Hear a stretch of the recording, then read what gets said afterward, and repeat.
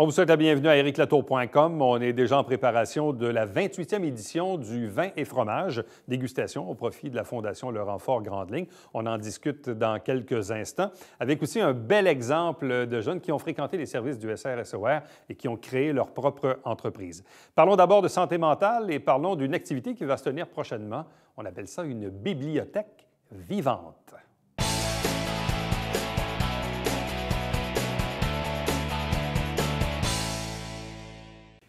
Mercredi, le 21 mars, de 13h à 19h à la Bibliothèque Adélard-Berger de Saint-Jean-sur-Richelieu. L'événement Bibliothèque vivante, il y a 3 organismes d'impliqués pour cette journée. On vous les présente à l'instant. D'abord, Isabelle Demers, qui est la directrice générale de l'Éclusier du Haut-Richelieu. Bonsoir. Bonsoir. Accompagnée de Diane Saint-Germain, qui est la directrice de Santé mentale Québec au Richelieu. Bonsoir. Bonsoir. De même que M. Paul Trahan, qui est père aidant à la Maison Le Point commun. Bonsoir et bienvenue. Bonsoir. En fait, une question toute simple pour commencer. C'est quoi une bibliothèque vivante? Bien, une bibliothèque vivante, en fait, c'est la possibilité d'emprunter un livre vivant. Un livre vivant, ce sont des personnes atteintes d'une problématique en santé mentale ou des membres de l'entourage qui sont disponibles pour livrer leur histoire. Ouais. Donc, sur un bloc d'une quinzaine de minutes, les gens se présentent sans rendez-vous, consultent le catalogue, donc choisissent parmi les histoires toutes plus captivantes un peu les unes que les autres. Et puis, donc, ils peuvent consulter le livre et éventuellement aussi avoir des échanges. Bon, comment cette idée est venue sur la table? Bien, ça a commencé, nous, au niveau de l'organisme, en 2016. On a été approchés par le Cégep de Trois-Rivières qui faisait déjà sur place une bibliothèque vivante. Donc, on a voulu un peu faire ce même projet au Cégep de Saint-Jean-sur-Richelieu. Donc, en collaboration avec le Cégep de Trois-Rivières, on a réussi à faire une bibliothèque vivante sur place au Cégep. Donc, on avait 6 livres vivants et les étudiants pouvaient s'inscrire pour aller entendre le vécu des personnes sur place et poser des questions. Donc, ça a été une belle réussite. Il y a eu une belle collaboration aussi avec le Cégep de Saint-Jean. Suite à ça, on a décidé de poursuivre quand même la bibliothèque vivante et il y avait la QRP depuis 1990 qui... La QRP, c'est l'Association québécoise pour la réadaptation en psychosociale. Et depuis 1990, ils ont décidé de mettre eux autres sur pied aussi une pratique de type de bibliothèque vivante pour aider justement au niveau de la santé mentale. Et à partir de là, on s'est comme intégré à la QRP. Quels sont les bienfaits pour les clientèles, évidemment, qui consultent vos organismes? Je te dirais, peut-être la première chose, c'est de démystifier ce que c'est que la santé mentale. On s'imagine tout le temps que c'est quelque chose de terrible, parce qu'on voit ça dans les journaux. Hein? Un schizophrène a tué sa mère, blablabla. Dans la vraie vie, c'est pas ça. Dans la vraie vie, ça peut être ton cousin, ça peut être ta mère, ça peut être ton frère, ça peut être ça. Ça permet de déstigmatiser, d'enlever l'étiquette au niveau de la santé mentale, puis de t'apercevoir qu'en jasant avec quelqu'un pendant 15 minutes, tu ne jases pas avec un fou, là, tu jases avec quelqu'un qui a une problématique. Et ce qui arrive en santé mentale, c'est que les gens, quand ils se rétablissent, ne restent pas dans le réseau. Si j'avais un cancer, par exemple, et que je me rétablis, souvent, je vais me rendre plus disponible pour aider mes pairs qui vivent la même situation. Alors qu'en santé mentale, malheureusement, on ne voit pas ça. On voit ça très rarement et c'est une belle occasion que les gens ont de venir rencontrer des gens qui ont déjà un diagnostic en santé mentale, qui sont avancés dans leur processus de rétablissement ou de rencontrer des gens qui sont autour, que ce soit des intervenants, que ce soit un père aidant, que ce soit la famille, de voir aussi quel impact ça a chez les autres. Sentez-vous qu'on fait du chemin au niveau de l'acceptation sociale? Dans les médias d'ordre général, bon, il y a des causes aussi, mais même encore tout récemment, je regardais une entrevue de Normand Brathwaite à Paul Arcand, à TVA, où il racontait son épisode à lui. Et on sent, en tout cas, moi, c'est l'impression que j'ai, mais je ne sais pas si dans vos milieux, si vous ressentez un degré d'ouverture, disons, plus élevé qu'auparavant. On en parle effectivement de plus en plus. On a des beaux porte-paroles. On a Belle Cause pour la cause aussi, qui est très impliquée, puis donc qui fait beaucoup de promotion. Je dirais que parmi tous les tabous qu'on est en train de passer à travers, la santé mentale est quand même un des plus récalcitrants. Oui, ça fait peur. On entend beaucoup parler d'événements médiatisés, ça implique des problématiques en santé mentale. Et je dirais qu'on a encore quand même à apprendre à ce sujet-là, bien qu'on fasse du chemin. Sauf que la partie n'est pas gagnée. Je pense qu'effectivement, on en a encore à apprendre. Et parce que les gens, on côtoie régulièrement des personnes qui ont une problématique en santé mentale, mais on ne le sait pas. Puis quand on le sait, bien, des fois, peut-être, ça permettrait de se rendre compte que finalement, c'est pas si pire. Mais ce qui m'avait marqué, parce que je fais référence à cette entrevue-là, parce que je l'ai vu il n'y a pas longtemps avec Norman Brathwaite, mais où il disait, en résumé, il dit « c'est chimique, cette affaire-là ». C'est ça, tu sais, en voulant dire, écoutez, on n'a pas de contrôle là-dessus, c'est chimique, cette affaire-là, en voulant dire, il y a un dérèglement, puis bon, ben il faut le traiter, puis après ça, on est capable d'en revenir. Est-ce qu'effectivement, ça fait partie un peu de démystifier le discours que c'est peut-être pas si compliqué que ça, la santé mentale, là? Ou c'est pas si terrible qu'on puisse le penser? C'est pas si terrible que ça. C'est qu'il y a encore des gens, aujourd'hui, qui ont une non-connaissance de la problématique en santé mentale. Donc, quand on n'a pas de connaissance à ce niveau-là, ça fait peur, c'est de l'inconnu. Mais effectivement, ce que tu ramènes, c'est que c'est un tout. C'est bio-psychosocial qu'on appelle un peu. Donc, on y va avec un traitement. Au niveau de la partie sociale, elle est super importante, le réseau et ainsi de suite. Et au niveau médical aussi, qui est bien importante. Ça prend une stabilité un peu au niveau de ton corps, parce que c'est important que la personne soit stable. Mais non, c'est pas si peurant que ça, la santé mentale. Quelle est la différence entre vos trois organismes, le point commun? Qu'est-ce que vous faites au juste? Chez nous, au point commun, on a des intervenants. On a 7-8 intervenants. On fait de l'intervention, comment on appelle ça, du SIV, suivi intensif variable. Ouais. En fait, c'est un suivi qu'on a avec la personne. Variable, c'est au niveau de la fréquence. Alors, on peut aller d'une fois semaine à une fois par mois, dépendamment du besoin. On va accompagner la personne dans son processus de rétablissement. Chez nous, on va offrir plein d'autres activités aussi que juste du suivi. On a des cours d'art, on a des ateliers d'écriture, on a des ateliers aussi sur le rétablissement, sur le trouble de personnalité limite. On a un groupe d'entendeurs de voix où on est associé là, à travers le monde. Là. Il y a Intervoice qui est là, puis on a un groupe chez nous. C'est un petit peu ce qu'on va faire, c'est-à-dire qu'on va accompagner la personne. C'est pas limité dans le temps, c'est selon le besoin. Alors, il y a des suivis qui peuvent durer quelques mois à quelques années. C'est un petit peu notre travail. Moi, à titre de père aidant, c'est une approche qui est sous un autre angle, qui est plus de l'intérieur. Chez Santé mentale Québec au Richelieu, qu'est-ce que vous faites? Nous, on a 4 volets. Le volet promotion-prévention, c'est un des plus gros au niveau de notre organisme. Au niveau de la Semaine nationale de la santé mentale, qui est à tous les débuts du mois de mai. On s'en va vers ça, justement. Ensuite de ça, on a aussi au niveau de le milieu de jour, on a des activités de jour. On a la chorale aussi qui est bien connue au niveau de Saint-Jean, les chœurs légers.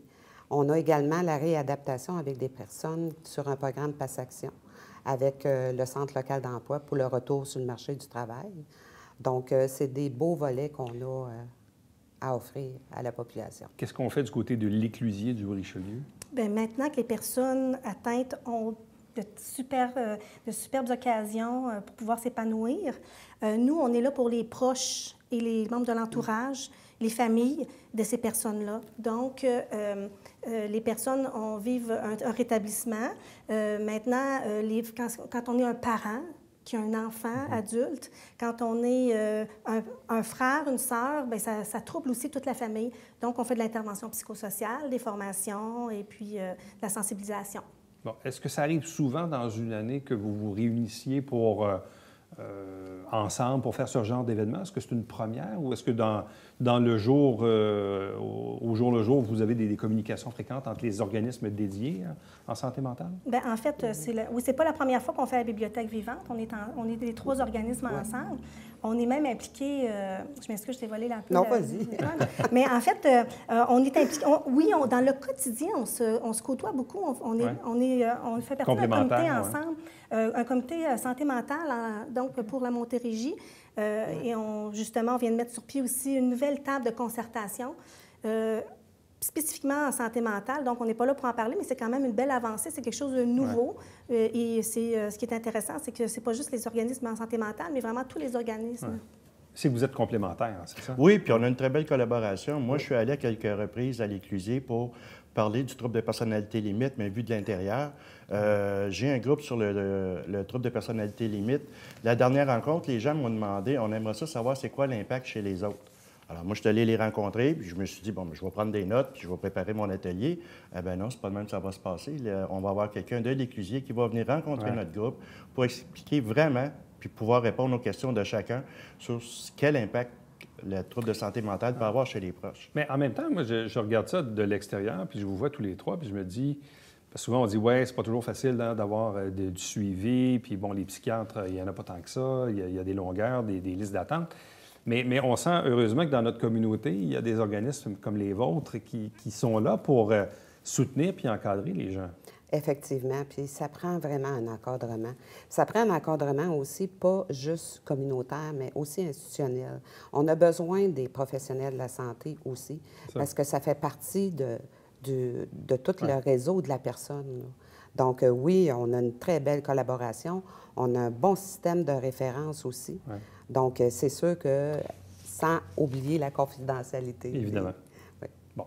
Si on revient à la Bibliothèque vivante, donc cet événement du 21 mars à la Bibliothèque Adélard-Berger de 13 à 19 heures, il y a combien de personnes qui sont attendues à l'occasion de cette journée? Comment ça fonctionne? Est-ce que les gens doivent s'inscrire? Bref, comment ça marche? En fait, c'est libre. Donc, les gens se présentent pendant les heures d'ouverture, donc entre 1 heure de l'après-midi et 7 heures le soir.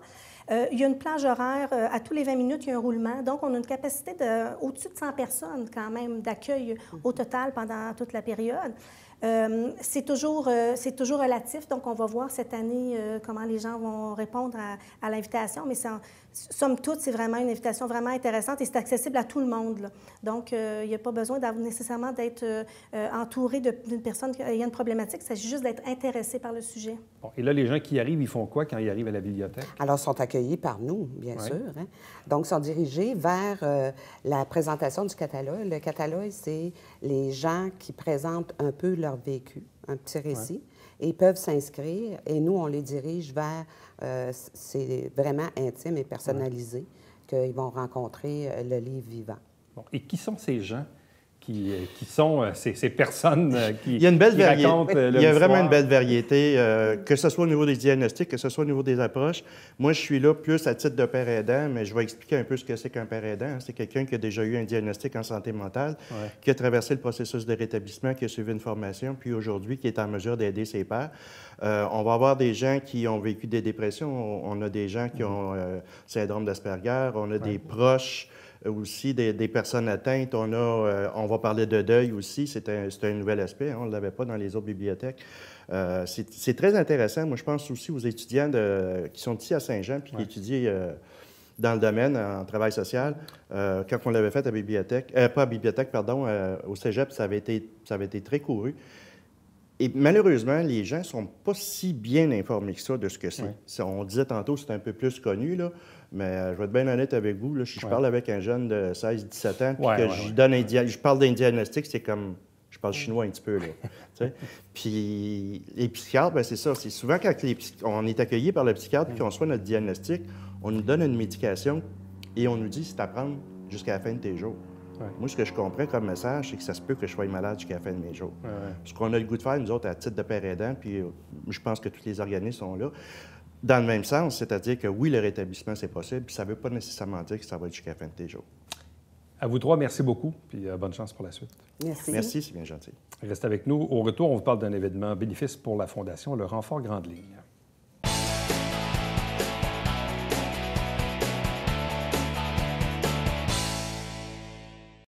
Mesdames et messieurs, bonjour et bienvenue à la Justice entre nous. Mon nom est Seth.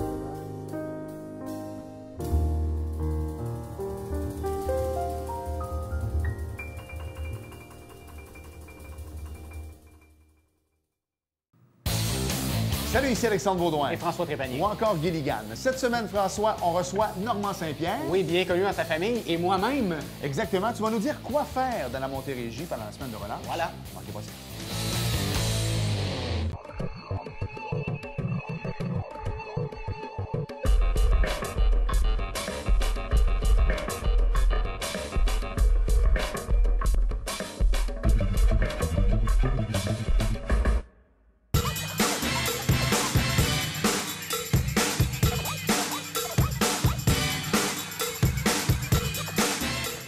Dimanche, 9h30, Télé Bingo.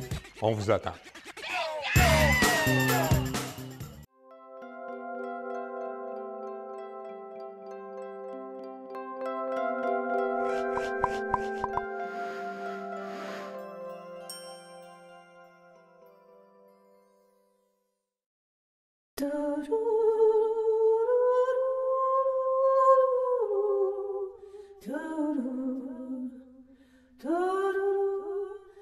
Coulisses Bêta, jeudi, 19h.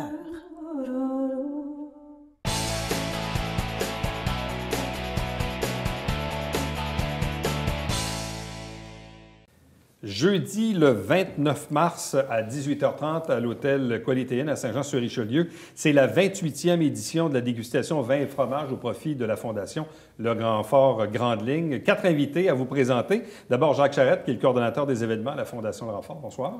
Bonsoir, Éric. Accompagné de la présidente d'honneur de cet événement, Isabelle Croteau. Bonsoir. Bonsoir. Et 2 jeunes filles qui sont avec nous, des créations L'Estime. D'abord, Amélie. Bonsoir. Bonsoir. De même que Caroline. Bonsoir et bienvenue.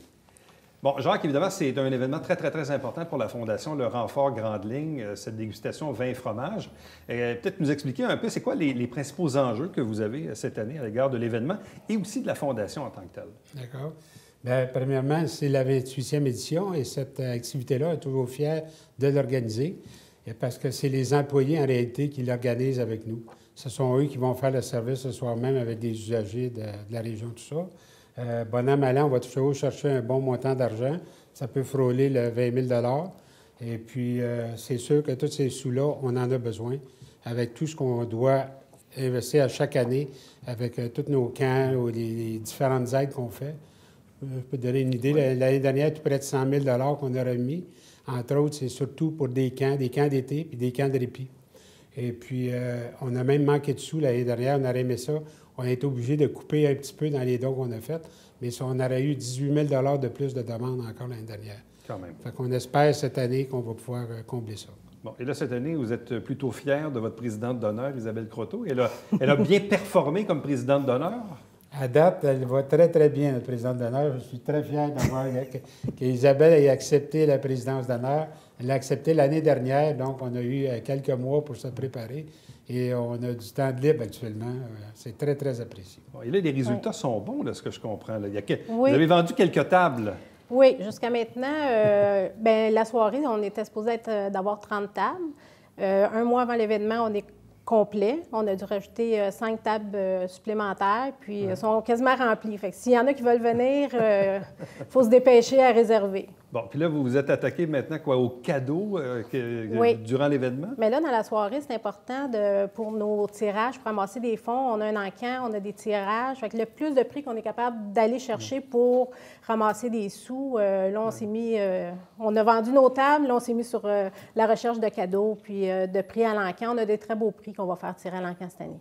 Qu'est-ce qui vous attire dans cette cause de la Fondation Le Renfort Grande Ligne? Bien, nous, on a toujours appuyé la Fondation avec toutes les activités qu'ils font d'année en année.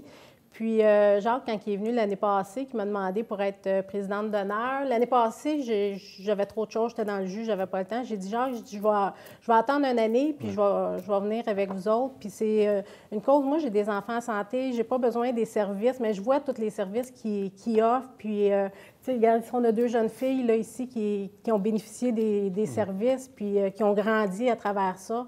Fait que moi, c'est ça là, que j'aime dans cette fondation-là. Et en même temps, elle nous arrive aussi avec une belle réalisation. Bon, oui. Parce qu'à côté de moi, il y a des bracelets qu'on retrouve ici. Peut-être nous expliquer, Isabelle, c'est quoi le contexte et c'est quoi le lien avec les bracelets? Bien, peut-être que les filles peuvent expliquer un petit peu. C'est eux qui les fabriquent, eux autres mêmes. Tu veux-tu y aller, Amélie? Oui. Dans le fond, on va aller au souper vin et fromage. Puis on va vendre des bracelets. On va donner, chaque bracelet, on va donner 5 $ à la Fondation. Donc, et les bracelets se vendent 20 $, oui. Mais il y a un 5 $ qui va être remis à la Fondation. Oui. Et à partir de quand vous avez commencé à avoir l'idée de fabriquer vous-même puis de vendre les bracelets en question? C'est parti comment, l'idée? Dans le fond, ma mère, elle a eu l'idée. Dans le fond, c'était... Comment je peux dire ça? C'était pour... Pour vous créer un petit emploi pour vous autres. Puis dans le fond, aussi, pour aider d'autres personnes aussi. OK. Parce que présentement, les bracelets vont être vendus pour la soirée du 29. Mais avant ça, c'est vraiment pour créer un emploi à Caroline et Amélie. Puis c'est un petit revenu qui leur vient. C'est eux qui ont décidé de remettre un 5 d'eux autres mêmes pour le renfort pour la soirée. Caroline, ça fait combien de temps que vous avez commencé ce projet-là? Ça fait près d'1 an. Oh là là, quand même! Et dans ton cas, toi, comment tu as aimé ça de participer au projet puis d'évoluer là-dedans? Là? En fait, depuis qu'on est petite, moi et Amélie, on fait des bracelets. C'est OK. une passion. Puis, avec ce projet-là, bien, pour nous, ça nous promet de travailler notre créativité, notre estime de soi. Puis, pour les gens qui achètent aussi, ça fait du bien aussi. Quand nous, on les fait, ça nous fait du bien, ça nous calme. Ouais. Est-ce que vous en avez fait beaucoup depuis 1 an? Oui. Est-ce que vous les avez comptés, le nombre que vous avez fait? Vous ne les avez pas comptés, vous en avez fait beaucoup. Hein, On en a fait beaucoup, oui. OK, donc ici, il y en a un peu, mais il y en a beaucoup plus que ça. Là. Oui. Oui. OK. Bien là, ils en ont fait, sur le rack, là, ils en ont fait 158 pour partir pour la soirée du 29. Puis là, on les a à l'aubainerie pour les vendre en attendant, puis tous les fonds vont être mis le 29. Puis on a déjà 27 de vendus en même pas une semaine. Jacques, quand tu vois 2 jeunes filles comme Amélie et Caroline qui sont avec nous, qui ont des projets, qui se tiennent occupés, puis qu'est-ce que ça te dit, toi, quand on crée des événements pour le bénéfice de la Fondation? Nous, ça nous rend très heureux de voir que de plus en plus de nos personnes qu'on adore peuvent devenir de plus en plus autonomes, ne serait-ce qu'en se créant un emploi comme ça. On trouve ça formidable. On va avoir d'autres exemples durant la soirée. On va avoir d'autres personnes aussi qu'on va souligner qui se sont trouvés du travail, ils travaillent actuellement. On est tellement fiers de ça. C'est sûr que c'est ça qu'on vise le plus. L'intégration, fait longtemps qu'on en parle. On veut que ces gens-là puissent vivre comme monsieur et madame tout le monde. Bon. Tantôt, tu disais, Isabelle, bon, moi, j'ai des enfants en santé qui n'ont pas eu à bénéficier des services du renfort, mais quand tu vois la réalisation d'Amélie et Caroline, qu'est-ce que tu ressens? Qu'est-ce que ça dit? C'est comme une fierté, là. Moi, je les connais, Amélie et Caroline, puis je les ai vus évoluer là, au cours des années, là. Puis quand je vois qu'ils sont rendus à faire les bracelets comme ça, puis c'est leur propre petite entreprise à eux, puis qui s'occupent de leurs finances, qui s'occupent de toutes les choses. Ils ont l'aide de leur maman et leur papa, mais c'est une fierté. Je suis contente pour eux autres. Là, vous avez quel âge, les filles? Moi, j'ai 19 ans. 19, et toi? 22 ans. OK. 19 et 22 ans, ça fait 1 an que vous travaillez là-dessus. Avez-vous changé? Est-ce que vous sentez que vous êtes des personnes différentes? En quoi ce projet-là a fait de vous, les filles qui sont devant moi aujourd'hui? Qu'est-ce que ça a changé chez toi, le fait de mettre du temps dans ce projet-là? Ben moi, ça m'a beaucoup aidé à prendre l'estime de soi. Okay. Parce qu'il y a une fierté, là. Oui. Et dans ton cas, Caroline? Moi, c'est la même chose, la fierté. Et je pense qu'il y a la confiance. Très heureuse aussi. Donc, la confiance, la fierté, la confiance. Le sentiment d'être utile, de créer. Oui, puis en faire aussi pour les autres.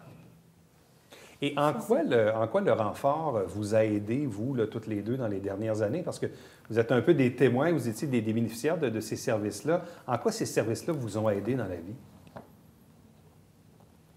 Peut-être via un intervenant ou une intervenante qui a eu en fait, on a une psychoéducatrice qui vient à la maison, Stéphanie. Ouais. Et on a eu de l'aide aussi de toute la famille qui a aidé, Nadia. Ça nous a... ça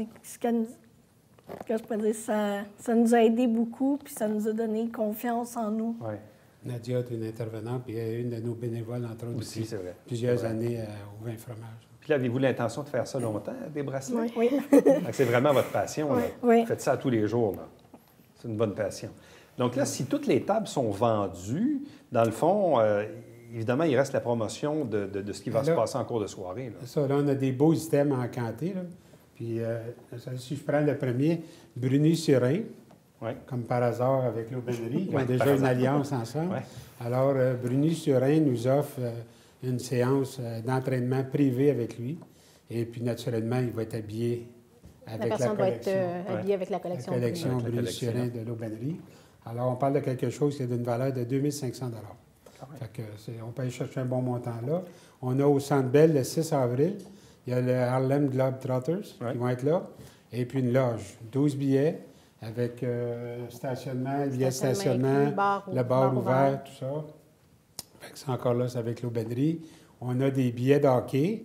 On va dire, bien, c'est sûr qu'il y en a qui veulent moins aller peut-être aux Canadiens. Mais moi, ça permet d'aller voir la relève. Il faut préparer les prochaines saisons. Moi, j'ai une autre suggestion pour ces billets-là. Si quelqu'un veut faire un don et donner un montant, il pourrait faire partager ces billets-là à notre clientèle qui pourrait y aller, parrain, filleul ou marin, marraine, qui n'ont pas l'occasion ou ils n'ont peut-être jamais été parce que les billets ne sont jamais disponibles. Fait que là, les gens pourraient peut-être faire un don pour en faire profiter à des gens comme ça. OK. Donc, tantôt, on disait en début d'entrevue, donc, Isabelle avait vendu quelques tables assez rapidement. Quand vous avez appelé les gens pour leur dire, écoutez, est-ce que ça te tente de participer à l'événement? C'était quoi l'argument de vente au téléphone? Bien, honnêtement, j'ai pas eu grands arguments de vente. Moi, j'ai appelé mon monde, puis il y a beaucoup de gens de l'aubainerie qui vont être là, sont tout le temps participants, sont tout le temps les premiers à appuyer les causes, fait que ça n'a pas été long de trouver des gens. Puis je leur disais juste que je m'occupais pour aider pour la fondation, puis les gens étaient très ouverts, puis ils voulaient être présents. Ça allait vite. Moi, j'ai resté surpris. Ça dit, dans 2 jours, là, il y avait 10 tables qui étaient tout de suite parties. Dans 2 jours qu'on avait fait notre montage publicitaire, là, puis c'est formidable ce qu'on a fait comme travail.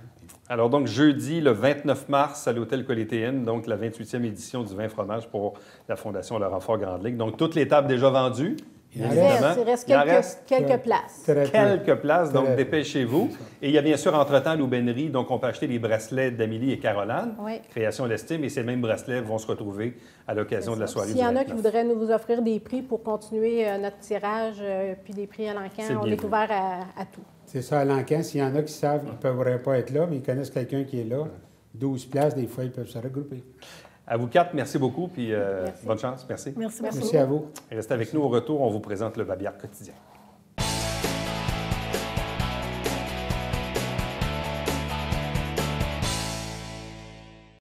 Nouvelle exposition à la salle Grand Fort au Collège militaire royal de Saint-Jean. C'est Marie Giroux et c'est en vigueur jusqu'au mois de mai prochain.